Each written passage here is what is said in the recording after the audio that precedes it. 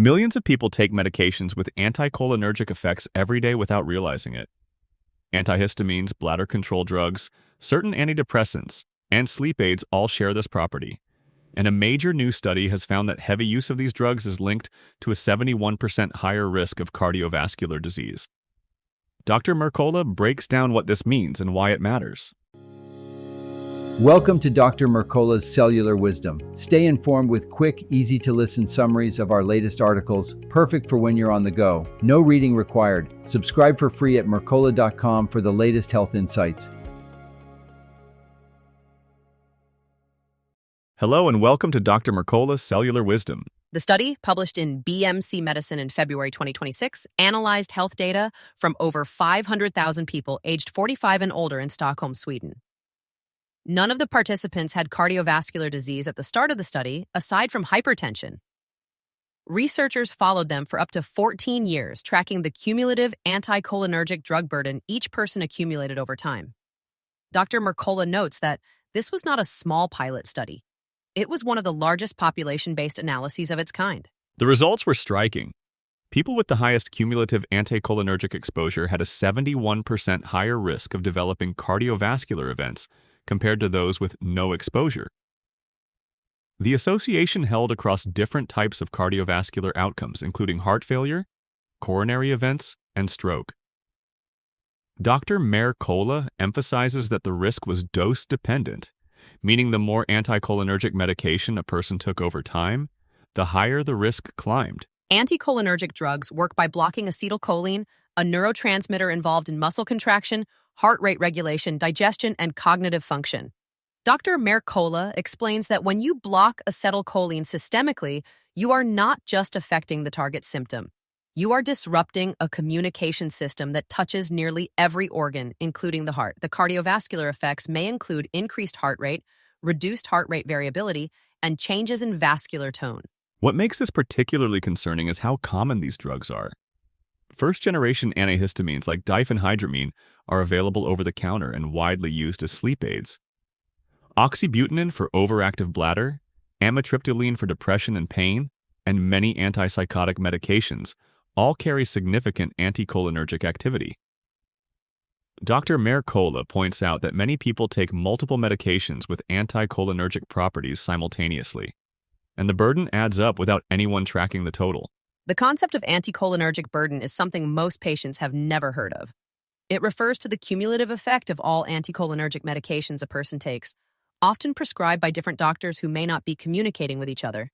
Dr. Mercola highlights that there are scoring tools available.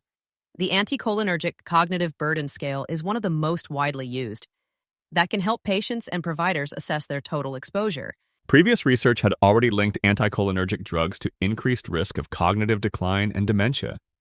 This new study extends that concern to the cardiovascular system.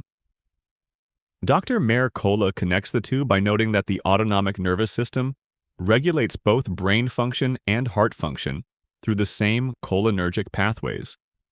Blocking those pathways chronically may have systemic consequences that accumulate over years. The researchers from the Karolinska Institute stress that this was an observational study, so it cannot prove that anticholinergic drugs directly cause cardiovascular disease.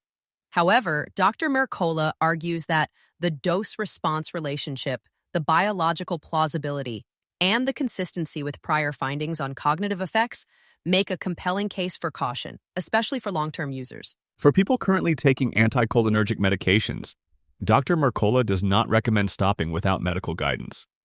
Instead, he suggests having a conversation with your healthcare provider about alternatives. Many newer antihistamines, for example, have minimal anticholinergic activity.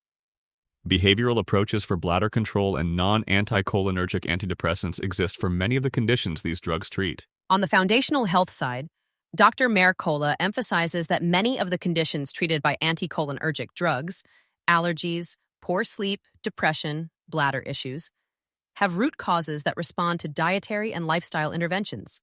Reducing seed oil intake, optimizing gut health, managing blood sugar through whole food nutrition, and prioritizing sleep hygiene can address the underlying drivers and potentially reduce the need for these medications over time. The message is not to panic if you take one of these drugs. The message is to be informed about cumulative risk to ask your doctor about your total anticholinergic burden, and to explore whether foundational health strategies can reduce your reliance on medications that may carry hidden cardiovascular costs. Head to mer-cola.com to read the full study breakdown and the complete list of common anticholinergic medications. Drop a comment and tell us, were you aware that everyday medications like antihistamines and sleep aids could carry cardiovascular risk? And has this changed how you think about what is in your medicine cabinet? Thank you for listening to Dr. Mercola's Cellular Wisdom. See you in the next episode. Looking for trusted health wisdom you can hold in your hands?